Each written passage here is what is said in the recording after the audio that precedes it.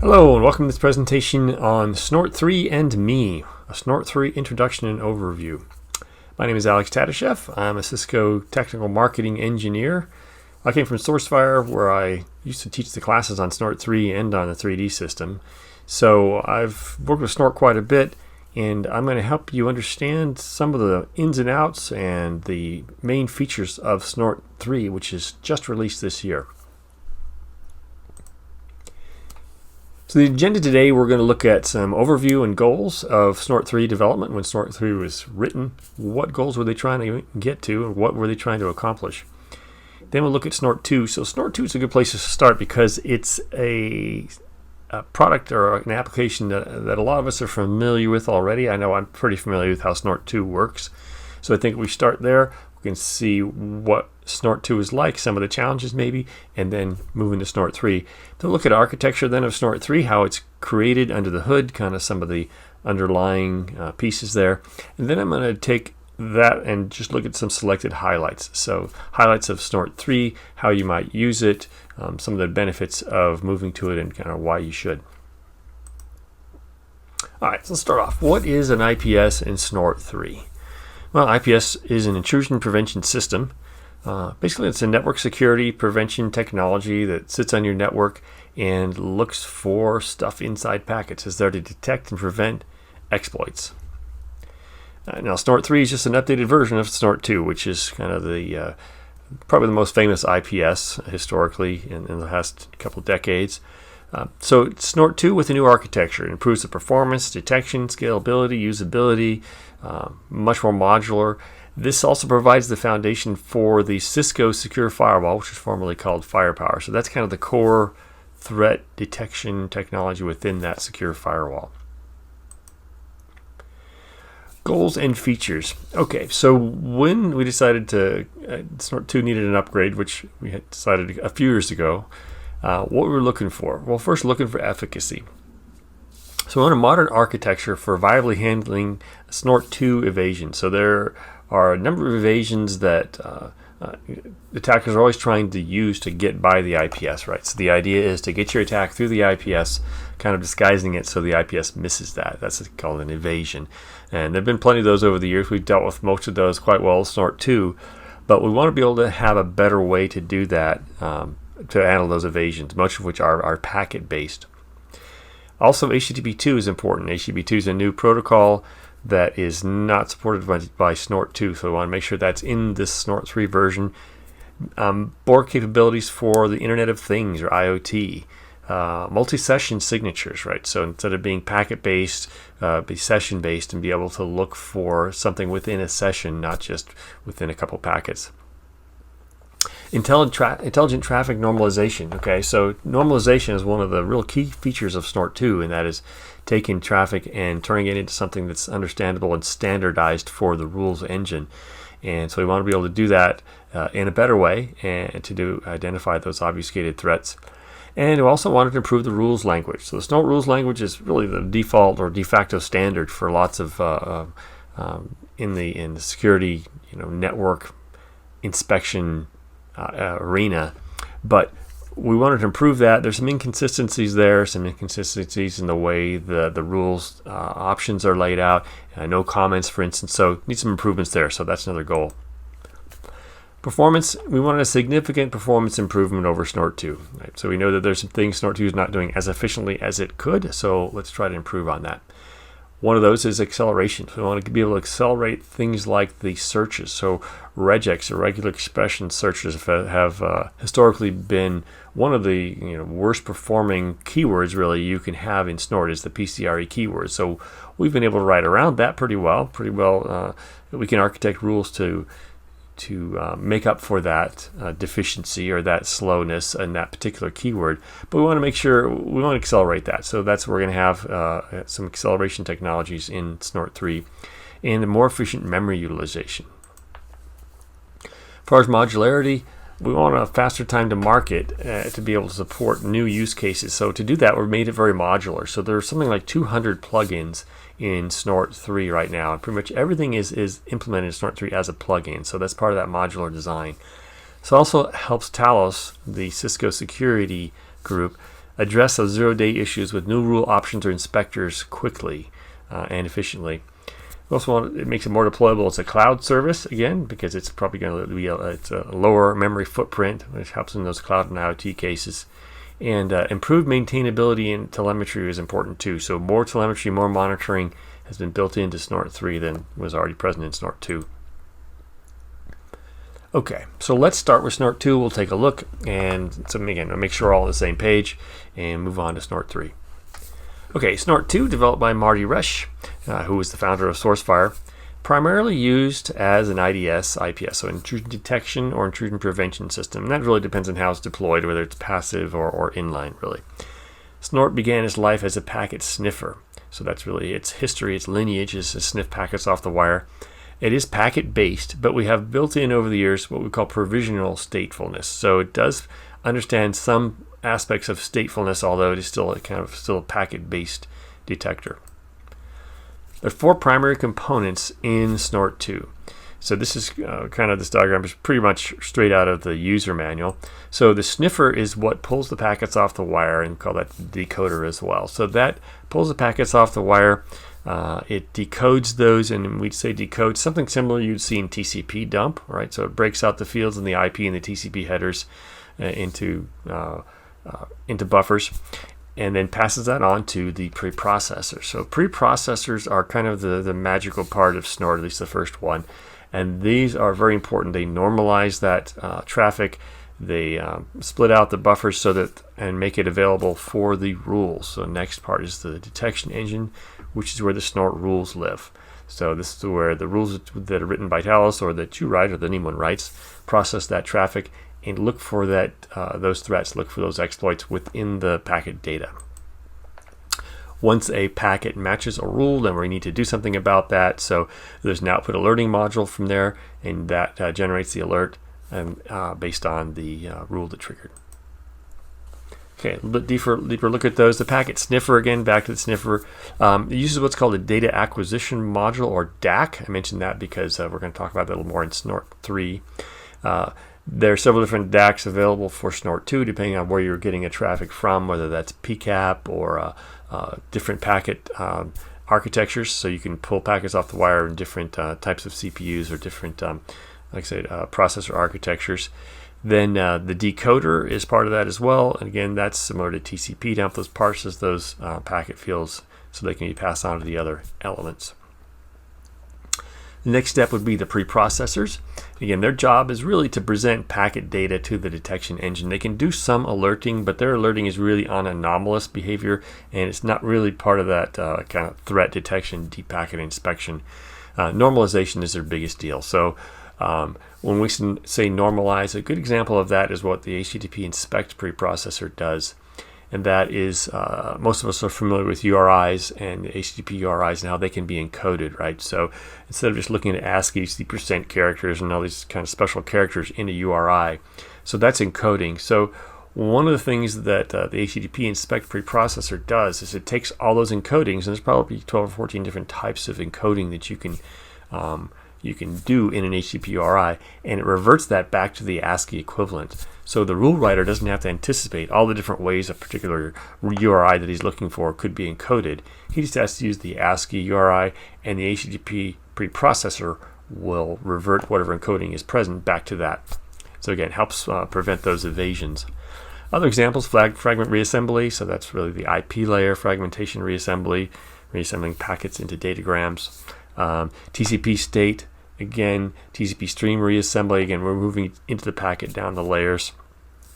And then application aware. So these are the kind of the important ones, again, that usually do most of the heavy lifting. HTTP, you're talking important protocols like SMB, RPC, lots of traffic there. So those are very important. And they are dynamic. You can actually load new preprocessors on startup. Now, preprocessors, again, still on this subject, they have to be sequenced, and they're sequenced really kind of the way packets are architected. So I mentioned this because we're going to talk about how this is different or better in Snort 3. So if we look at the from left to right, you have IP defragmentation there. So that's the IP layer, so we're going to defragment those and generate events, again, on anomalous conditions if needed. Then we'll move on to the TCP layer, look for statefulness, so we'll be able to understand which packets are part of a stateful connection, reassemble any fragmented TCP streams, because fragmentation can happen there as well. Then we will look at the application layers, and again, this is the important normalization that goes on before it's passed on to the rules engine, which is on the right. So that's not technically a preprocessor, but it's in this diagram just to make it more clear what's going on here. Over the years, again, we've added more capabilities to Snort 3. So instead of those basic 4 we saw before, we split those out, and there's actually I actually split out a couple preprocessors here as well, the specific ones, Frag 3 and Stream 5, kind of just to show the sequence of things that have to happen. So things happen in a sequence in Snort 2, and it's because, again, the way the packet's pulled apart and decoded. And so this sequence is important, and we'll see later, again, how that changes in Snort 3. But as you can see, we go through a number of preprocessors and steps with the rule trees there at the bottom, things that look like little tridents or forks. But basically, that's just showing how that rules are actually grouped according to the ports or services. So when packets are evaluated through the rule set, a packet only has to go through the ports and or services that are applicable to that packet. So we don't have to run a packet through every rule in this case. And finally, or not finally, but almost finally, part of the steps here, the detection engine, this is where the rules handle the packets. So they're going to take that data that was normalized, those buffers that were filled with data from the packets, going to use those based on the rule keywords to search through the packets and look for those threats. And the output module, pretty straightforward. It's going to generate output. We can do that in standard out, text, or binary. Unified 2 is what we usually use for Snort 2, and that's kind of a modified PCAP format. Okay, so that's Snort 2. So let's take a look at Snort 3 architecture then. What were the goals again? So the goals, more flexible packet processing framework. So we saw how Snort 2 is very procedural, left to right, whatever you want to say, up or down, but it has to go from one step to the next. We wanted to make that a little more flexible. And what would help here is an event-driven approach. So instead of, again, doing it proceduralized, let's do an event-driven approach, which is more efficient. We want to minimize those expensive normalizations. So I have JIT versus JIC. So just in time versus just in case. Snort 2 is a just in case philosophy, right? So again, using HTTP inspect just because it's so popular, we all and most of us understand kind of a little bit about HTTP. HTTP would take the HTTP stream and pull the parts apart, like the HTTP header, the body, various parts of the HTTP packet, and it would make those available to any preprocessors or any rule engines, rule keywords that need those. And that's just in case. So it's going to pull all that stuff out, normalize it, just in case a rule needs it. Just in time would be, hey, let's not pull this stuff out and normalize it until there's a rule or some other preprocessor that needs that data. Then we'll do it. That's just in time. So that's more efficient. So we don't have to actually normalize anything unless something else needs it.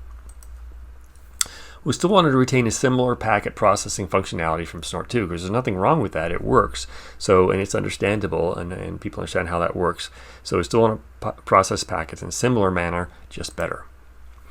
Multi-threaded, of course, is huge. Save that one for last because it's kind of the first thing people say. Say, hey, we heard Snort 2 single-threaded, or we want multi-threaded. Well, that's what we have. Snort 3 is a multi-threaded application. It has one control thread and multiple packet processing threads. So the challenge. So what are we talking about, all these multi-threads, and what's really the challenge when it comes to deep packet inspection? Well, one of the big challenges is that network speeds and packet rates are constantly increasing, right? So who remembers when 100 megabits was a fast network, right? But now even a gigabit, my network at home is all gigabit now, right? So in most organizations, it's that or faster. So packet rates have gone up orders of magnitude, whereas CPU processing is not. CPUs have been incrementally getting better, but not that fast. So they have not kept pace with the rate that traffic on the network has been going up. So how do we fix that? How do we address that with Snort 2? So with Snort 2, what we do is we just load multiple Snorts. So in this case, we have a 4 CPU box.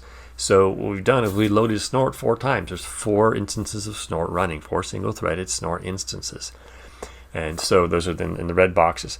In the yellow box there, we have a connection hashing application or algorithm that's not actually part of Snort, but it's required if you want to do this.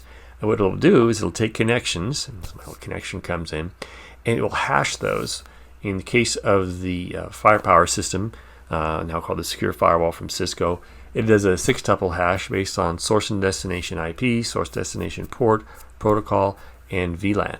So when it hashes those, packets that have the same hash are going to be in the same connection. Those are going to go to the same CPU. And so other connections will be load balanced to other CPUs, and that's how we increase the throughput of the single threaded Snort process to try and keep pace with the speeds that are increasing on the network. So when we do this, though, remember each one being single threaded is kind of an island to itself. It doesn't know about the other Snort processes running. So each one has its own DAC, its own configuration, its own preprocessors, its own rule tree. So those same configurations get loaded over and over again. So for every Snort CPU, you're going to load the same configuration, the same preprocessors, rule trees, etc. So the advantages to this design, linear scalability, right? So you have one CPU, you add another one, you've doubled the throughput of Snort. You add another one, you've added a third again, add another one, 25% again. So every time you add more, you add the same amount of processing again. The downside is duplicated memory structures, right? So that's really the biggest downside here, is that you're just using the same memory to really store the same data over and over again, and it has to do that because the threads can't really share another thread's memory. If we take a look at what this looks like, I've got an example here of one of our systems. It's a virtual machine, actually, that has 3 CPUs that are capable of running Snort in this one, the way the CPUs are divided up in this particular box. So if I run a PS-EF on the device here that's doing this detection, you can see that there are 3 Snort processes running, right? So you can see the command lines there to Snort, and they're all running the same thing. If you look very closely there, you may see that there's some instance 1, instance 2, instance 3, which I haven't highlighted here, but basically logging to different places, but they're pulling the same configurations and running 3 times the Snorts. In Snort 3, this is what that looks like. So Snort 3 is, again, multi-threaded. So it's threaded to use multiple cores. There's one control thread, and then you can have up to 32 packet threads per control process. One of the things you get from this is a faster reload, right? So if you have a number of Snorts in the previous example of Snort 2, if you have 5 or 10 or 20 different Snort processes, when you reload, you have to reload 20 processes, reload all that stuff 20 times, all your configurations, your rule trees, your network maps, where with this, you're only loading that one time. So you're loading it one time, and then you're spinning up multiple packet processing threads. Example, or one advantage to this is, of course, less memory, right? So when you're using one copy of this, you're only using the memory for 1 times your configuration rather than n times, depending on how many CPUs you have. This gives you more room left over for IPS rules and a larger network map. So this is why Snort 3 uses a lot less memory than Snort 2. Now, if you look on the right, you can kind of see how that works. You've got a control thread on the left part of that diagram and the packet threads on the right. Now, there's still an external load balancing process. The dotted line is the Snort binary there. Outside of that, there's some load balancing process that's got a load balance across those packet threads. And, of course, the firepower system does that. And also, there is a open source DAC, data acquisition module, available to do that as well. This is what it looks like, that same device. So I took that same device I showed previously in the screenshot, and I loaded Snort 3 instead. That was Snort 2 previously. This is Snort 3. And as you can see, I just ran that PS-EF grep Snort again. Now there's only one Snort process. So instead of 3, there's only 1. Now, you notice there's a parameter there, Z3. And that is what is telling Snort to spin up 3 packet processing threads. So you can use the Z or the --max packet threads parameter there. Now, keep in mind this load balancing still load balances the flow across a single packet thread. So there may be one control thread, multiple packet threads, but those multiple packet threads are still, flows are still load balanced across those the same way they were in Snort 2. So a single flow is still going to go to a single packet thread. We understand there's elephant flows issues with keeping that each flow on its own CPU, but at this time, this iteration of Snort 3, that's how this works. Look for some changes later down the road. We don't know how long, but that is definitely something that is on the top of the list as far as addressing and how we're going to address faster processing of those elephant flows by leveraging multiple CPUs for a flow. Snort 3, plugins and inspectors. So inspectors are the new word for preprocessors. So just do a search and replace in your brain when you're talking about Snort 2 to Snort 3 and change preprocessor to inspector. Each inspector, in fact, everything is pretty much a plugin with Snort 3. So the rule keywords are all plugins. There are a number of different types of plugins here if you're interested. So we have codec, inspector plugins, IPS option plugins for rules, custom actions, loggers, MPSE, which is a multi-pattern search engine, shared objects. So lots of different types of plugins, and again, over 200 plugins in Snort 3 currently, and which makes it easier to program, easier to add plugins because they're much more atomic and smaller to program. Okay, let's compare the Snort 2 to 3 processing again. So we've seen this already, how Snort 2 processes. So again, one of the issues that can happen here is a preprocessor such as the HTTP could extract and normalize data that's actually not used later on. So it just doesn't know. That's why we call it just in case. So Snort 2, we could sit there and pull apart some fields in the HTTP packet, for instance, normalize those, make them available, and maybe no rule ever needs one of those or a couple of those fields. If no rule ever needs it, then we just wasted our time normalizing that. With Snort 3, it's a little different. So things aren't as linear as they are in Snort 2. They're still somewhat, but there's a lot more functionality there for what we call a publish and subscribe model. So the various plugins will publish what they can make available and then subscribe to what they need. So a rule keyword might say, hey, I need to see the HTTP header, I need to see these parts of the header. And the HTTP preprocessor can publish and say, I have these I can make available. So when the requester subscriber needs a particular thing, the provider, the publisher, will provide it, but it only provides it at the time he needs it. So that's called just in case processing, or just in case buffers. So the buffers aren't populated, they're populated when you need them. Just in time, I said just in case. Just in time processing, so it's just in time instead of just in case. So subscribers can access the raw or normalized data as needed. Okay, so that's a little bit about the functions and the internals of Snort. Let's take a look at how that plays out in the world for you. So first of all, let me mention that Snort 3 consists of kind of three types of code. There's brand new code that was just totally written new for Snort 3. There's some code that was rewritten from Snort 2, taken and rewritten into Snort 3. Subcode was ported from Snort 2 to Snort 3. HTTP inspect is an example of something that's completely rewritten. They did not take the HTTP inspect preprocess out of Snort 2 and reprogram it. They rewrote the whole thing for Snort 3. It adds in HTTP 2 support, which is pretty important. A new protocol, or newer protocol of HTTP. A lot of people are using it, a lot of sites and servers. So it is fully stateful. So this is less of a packet-based and more of a protocol data unit or PDU-based, flow-based detector. Again, just-in-time buffers instead of just-in-case. New rule options. So, for instance, again, let's talk about HTTP because that's kind of the most common one. And previously in Snort 2, in HTTP, you could look for a content check and say, hey, look in the HTTP header, for instance. With Snort 3, you can say, look in the HTTP header, but also look inside the user agent string for the browser, maybe. So you can look, there are more buffers there to look deeper, not necessarily deeper, but more accurately into the packet, right? So narrow in your focus into your keywords. You don't have to be searching for data that you don't need. Make it easier on the rule writer and more efficient.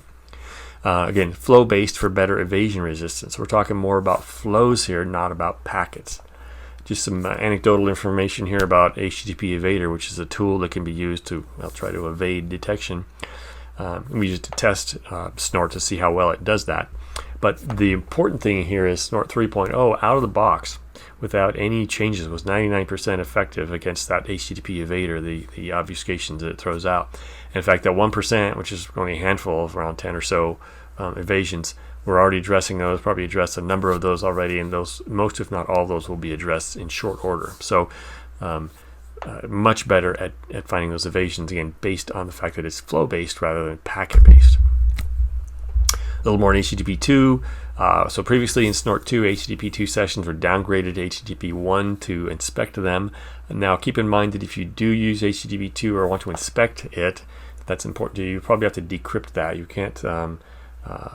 HTTP 2 is, while it's technically supported without encryption, pretty much all the modern browsers won't support it unless it's an HTTPS connection. So you will have to have that decryption ability to look inside an HTTP 2 packet. It is supported in IPS, App ID, firewall, and file type detection. They'll trigger for 1.1 as well as HTTP 2 traffic, and we'll monitor anomalies, protocol anomalies in HTTP 2, just like we did for a regular, HTTP 1. Another major change in Snort 3 is the configuration. So the Snort 3 configuration uses Lua instead of, whatever the other one used. So Snort 2, if you looked at the big Snort configuration file, it can be a little bit confusing, and unless you know exactly what goes where, how to put it in there. There's no real standards, right? It's kind of, I won't say it's random, but it's not standardized throughout the file. Lua is very consistent. The syntax is consistent. This configuration is actually a script that's executed on load. It's not just a static configuration file. So a little example on the right there, you can see we've got this variable here called log limit that's populated within the snortconf file here. And it grabs an environment variable from the OS called log limit, and then uses that later to configure the max queued events parameter in the search engine, so 4 times the log limit. So this is dynamically grabbing that data when Snort loads and configuring a parameter in Snort based on something dynamic in the environment. It also outputs all the semantic errors before quitting, or Snort 2 would just output one error and then quit, and then if you change that and fix that error, start it up, and output another error and then quit. This will output all the errors, get a chance to look at all of those before you try to restart Snort again. Now the Snort 3 configuration is not backwards compatible. It can't read a Snort 2 configuration file, but we have an answer for that. So there's a conversion tool called Snort to Lua. Now, Snort to Lua is a binary that will be generated if you compile Snort. So if you download the source code and you compile the Snort binary, one of the other binaries that will pop out as part of that make or compile process is the Snort to Lua binary. That will convert your Snort 2 configuration file to a Snort 3 config. It'll also convert your Snort 2 rules to Snort 3 rules. And this is an area I expect to see people using it a lot more, is the actual rule conversion. Because even if you have the Firepower and Secure Firewall product, you probably still want to convert your Snort 2 to rules to Snort 3, and you can use Snort to Lua for that. Secure Firewall 7 has a Snort 3 intrusion policy. You can actually import those custom Snort 3 rules. And if you need to do any of that rule conversion yourself, that Snort to Lua binary is available out on the Firepower Management Center under that path for RSF bin Snort to Lua. Another change, Snort 3 Release Manager. Now you can still get the Snort 3 rules in a tarball, but you can also get them through this new light speed format, new package. Contains the rules and the configuration in a Lua format. It is smaller, it's better. If you look at our, again, Secure Firewall, we've traditionally had what's called an SRU, a Security Rule Update, and the LSP, a Lightweight Security Package, which is based on Lightspeed, replaces that. Again, advantages, it's about a third the size, the package of the SRU. More flexibility in what we can do in it, and lighter weight. Snort 3 rules. So in this presentation, I'm not going to go into rules. That'll be a future presentation, but that was a major change in Snort 3 again. So Snort 2 rules, de facto industry standard for intrusion rule writing, but Snort 3 rules are better. They're easier to read, to write, and to verify. If you understand Snort 2 rules, you have no problem understanding Snort 3 rules. Actually, are more consistent. So the punctuation, comments within the rules, again, some additional keywords. Networks and ports are optional in the rule header, so very interesting. If you have written rules, you always had to put a network and a port in there. You don't have to in Snort 3, and we'll see how that works later on. Again, not in this presentation, but in a future presentation we'll dive into Snort rules. More sticky buffers. So Snort 2 had some sticky buffers. Snort 3 has more, and those are keywords that help you again reduce the number of words in a rule and make it simpler to read a rule. New buffers and other rule options. I mentioned those a little bit about HTTP already. the Snort to Lua adoption or conversion. Remember, you can use that to ease your adoption. And again, we'll talk about more coming up. There's a quick kind of a left to right comparison of Snort 2 to Snort 3. You can see just some of the major changes or major kind of philosophical differences, I suppose, if you will. Again, preprocessor to inspectors, single to multi-threaded. Snort 2 is, even though it has dynamic plugins, it's still more of a monolithic application, where Snort 3 is really all plugin based. Again, making it easier to write a plugin. You have to know everything except for just how your plugin works. Procedural versus procedural and event driven, just in case versus just in time. Again, down the list there. Ports versus services, packets versus PDUs. I want to call your attention to Hyperscan on the right, about 2/3 of the way down.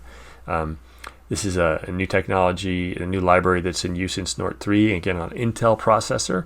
Hyperscan is something that leverages capabilities of the Intel processor to greatly speed up things like PCRE. So the multi-pattern search engines, including the regular expression searches, are several times faster in using Hyperscan. So to summarize, I would say we have a multi-threaded architecture. Again, port-independent protocol inspection, pretty important. We want to be able to find attacks on certain protocols or certain applications, regardless of the port. That acceleration with Hyperscan is a big deal. Again, modularity, easier for Talos or anyone to contribute plugins. That memory allocation, reduced memory is great. Again, better rules, new and improved HTTP inspector. There'll be other new, actually rewritten inspectors as well. Some of those were ported or rewritten, will be rewritten even further. And of course, the lightweight content updates for Talos LSP or Lightspeed. For more information, you can go to the links here. You can go to GitHub and just find the Snort 3 source, talosintelligence.com, of course, and snort.org. I might mention that talosintelligence.com, even though it's a Cisco site, the blog there from Talos does address threats that everyone should be interested in, and we have some Snort information from time to time there as well. So with that, thank you for watching. Appreciate your time, and I hope this helps fill in some of the blanks about Snort 3 and helps you move in that direction. And I almost forgot to say happy snorting.